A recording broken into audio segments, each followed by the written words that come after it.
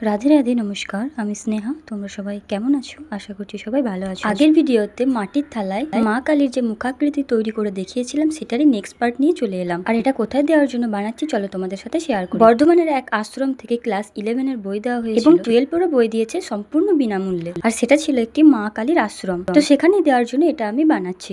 মা কালীকে এবং মা কালী যাদের মাধ্যম দিয়ে এই বইগুলো আমাকে দিয়েছেন তাদের সবাইকে আমার থেকে শত কোটি প্রণাম এবং অসংখ্য ধন্যবাদ এত বড় একটা সাহায্য করার জন্য।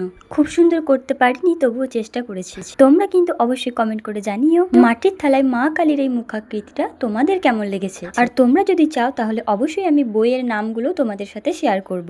সব শেষে ডেকোরের একটি ভার্নিশ দিয়ে ভার্নিশ করে নিয়েছিলাম। ভিডিওটা তোমাদের কেমন লাগলো অবশ্যই জানিও। ভালো লাগলে একটি লাইক করে চ্যানেলটিকে সাবস্ক্রাইব করে দিও। আর যদি ফেসবুক থেকে দেখে থাকো তাহলে পেজটিকে ফলো করে দিও।